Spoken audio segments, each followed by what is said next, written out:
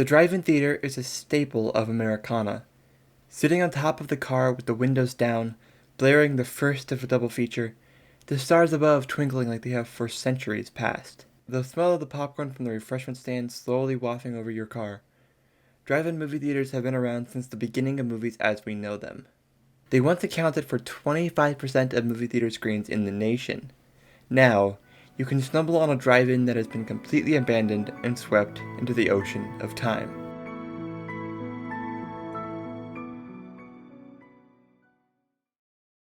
When we think of drive-ins, we think of cheesy horror movies and B-rated action flicks. In reality, the concept of a drive-in began on April 23, 1915. It was designed as a place for performers to be able to be seen by close to 700 people at a time. The first film ever shown drive-in style was titled Wives Beware, which came out the same year.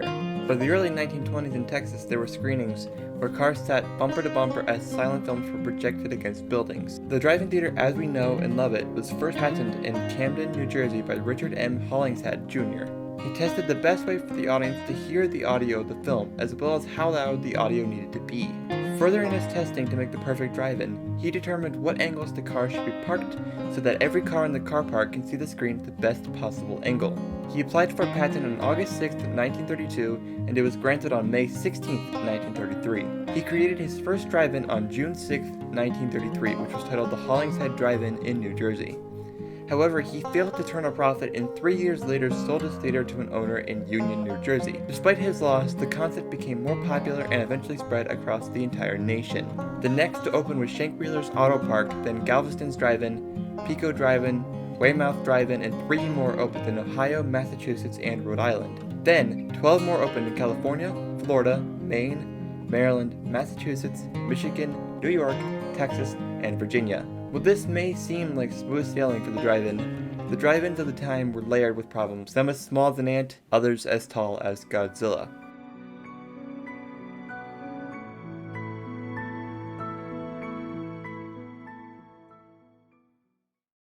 Drive-ins faced as many technical problems as you could possibly imagine. Getting the audience to hear the film was the biggest problem.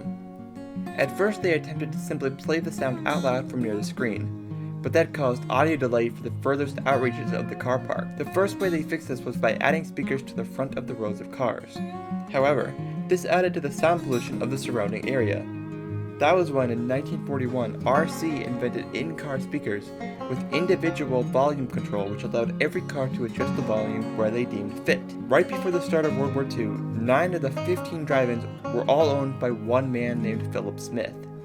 By the end of the war, the amount of drive-ins had increased from 15 to 4,151. This was caused by the decline of wartime fuel rationing. At the time, drive-ins were used as the perfect family theater. It breathed a level of relaxation compared to your typical theater that led to it being the perfect place for parents with children or teenagers on a first date.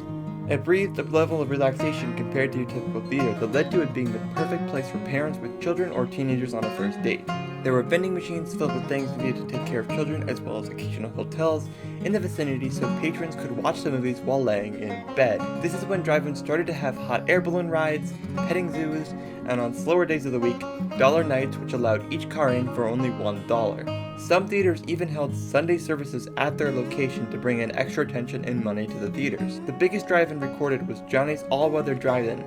It had a full restaurant and an indoor theater for people who wanted to watch while also being in the air conditioning. But if you preferred the outdoor 2,500 car parking theater, that was always still available. This was the height of drive-in across the US. And while that may seem like a luxurious position to be in, owning the biggest drive-in in America, the height, money, and popularity would be over before anyone would even realize it was happening.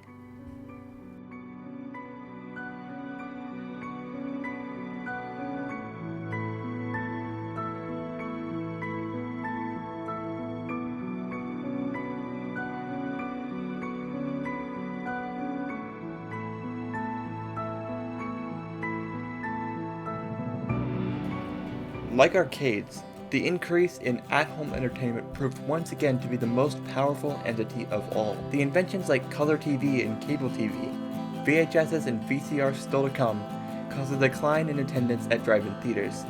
as well as the 1970s energy crisis causing the widespread adoption of daylight savings time, which pushed back the starting time for these films. This, as well as the interest and taxes on the amount of land that running a drive-in theater cost, caused many theaters to lose in the battle between cost and profit, running many to either close shop or try to sell the land off to a company that would use it, which is why you'll find many drive-ins still being used as flea markets. Oftentimes, however, the land will end up being wasted and rotting away from any other type of commercial property being built on top of the pre-existing land due to the money that it would cost to renovate it. This is why you could be traveling down the road and somehow just find a drive-in theater in the middle of nowhere, because there are so many drive-ins just left to the wild and to the weather that haven't been touched in many years. One of the most popular sights you may see of a destroyed or worn down drive-in theater is this photo of the E-Course drive-in. The theater was destroyed when winds at 150 miles per hour swept through with the only sign still up reading, "Now playing, Gone with the Wind." This was the end of the drive-in as being a popular alternative to the average, everyday movie theater. The opportunity to have the feeling of seeing your favorite film under the stars may have just slipped through the fingers of generations to come.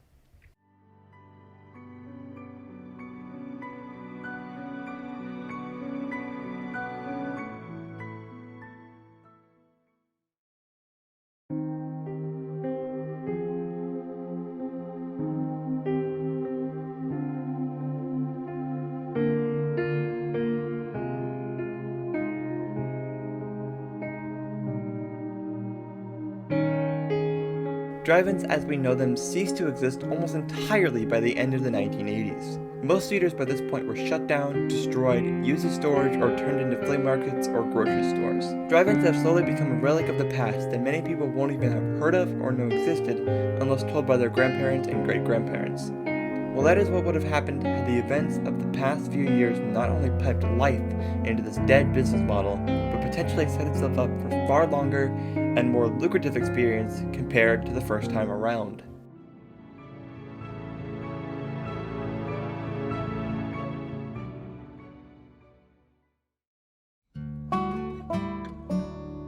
Well, let's discuss the reason you were probably even watching this documentary in the first place, and talk about the revival of the drive-ins at the 90s and the early 2000s, and discuss the new events surrounding the drive-in theater. There was a surge of the popularity of drive-ins in the early 1990s because of what's called boomer nostalgia.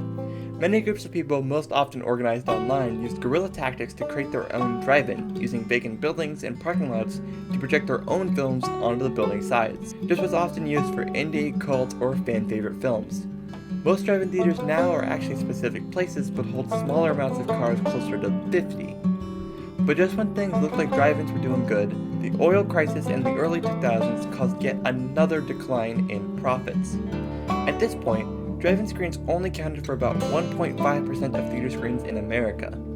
Another huge problem for most drive-ins is that the digital projector needed to project newer movies. This is when the documentary that most of you may have heard of before, and if you haven't, you should.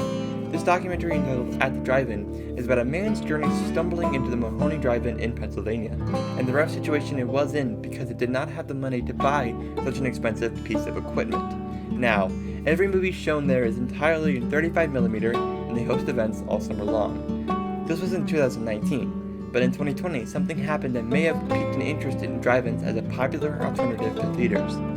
Due to COVID shutting down so many theaters across the globe, almost ending movie theaters as we know them, many decided to open up drive-in theaters all around that still remain open to this day.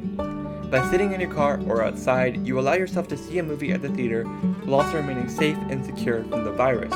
This has caused a wave of drive-in popularity that we are still feeling to this day. While we may never know why drive-ins got popular and for how long they'll stay in the public consciousness, but for now, all we know is that drive-ins are the old future of moviegoing. Let's all go to the lobby. Let's all go to the lobby. Let's all go to the lobby to get ourselves a treat. Delicious things to eat. The popcorn can't be beat. The sparkling drinks are just dandy. The chocolate bars and the candy. So let's all go to the lobby to get ourselves a treat. Let's all go to the lobby to get ourselves a treat.